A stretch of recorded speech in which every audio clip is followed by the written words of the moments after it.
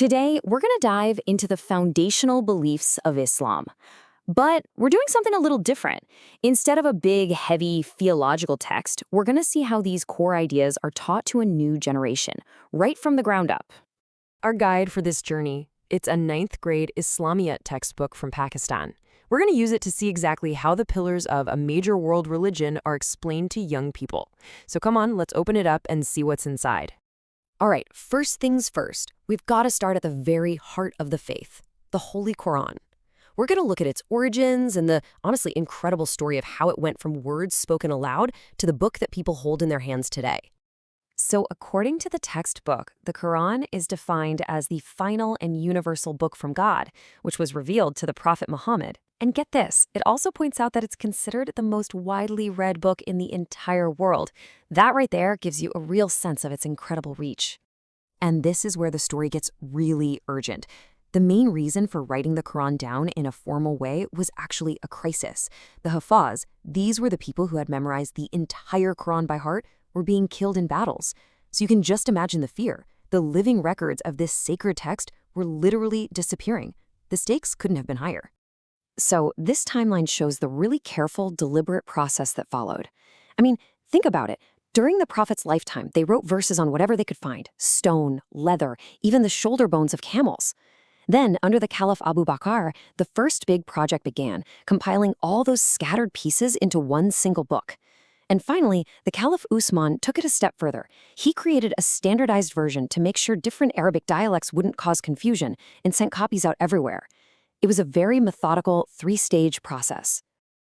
And for believers, this mission to preserve the text is actually rooted in the Quran itself. This verse says it all.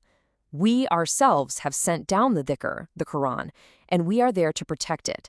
So for a Muslim, this is seen as a divine promise that the text will remain intact, unchanged throughout all of time. Okay, so if the Quran is the direct word of God, the foundational text, where does the day-to-day guidance come from? Well, that brings us to the second key source, the practical, living example of the Prophet, which is known as the Hadith. So how do these two work together? You know, a really good way to think about it is like this. The Quran is the constitution. It's the fundamental law. The Hadith, then, is like a collection of precedents and interpretations that show you how to apply that constitution in real life. One is the core text, and the other is the manual for how to live it. And this example was recorded in three main ways. Qawli are the things the Prophet actually said, his direct speeches. Fi'li are his actions, what he physically did. And then there's takriri, which is really fascinating. This refers to things that other people did in his presence, and because he didn't object, it implied his silent approval. It's a whole other layer of guidance. Okay, so we've looked at the foundational sources, but what is the single most important message that comes from them? According to our textbook, everything, and I mean everything, boils down to one central idea: oneness. This concept is called Tawheed. And the book defines it as the belief in the absolute oneness of God, not just that he exists, but that he is one in his very essence, in his attributes, and in everything he does. It's the core pillar that holds everything else up. And to make this really clear, the idea is broken down into three pillars. First, there's oneness of lordship, the belief that God alone is the creator and the one running the universe. Simple enough. Second is oneness of worship, that he alone deserves to be worshipped. And third is oneness of names and attributes, the idea that his qualities are totally unique and nothing can be compared to him. It's a really complete framework for understanding this core belief. So we've got the preserved text, the Prophet's example, and this core belief in oneness. But how does all of that actually translate into daily life? You know, how does it affect how you treat people? Let's look at some direct examples of ethical guidance from the Hadith that are in the textbook. Okay, check this out. The first example connects a person's faith directly to their character, especially at home.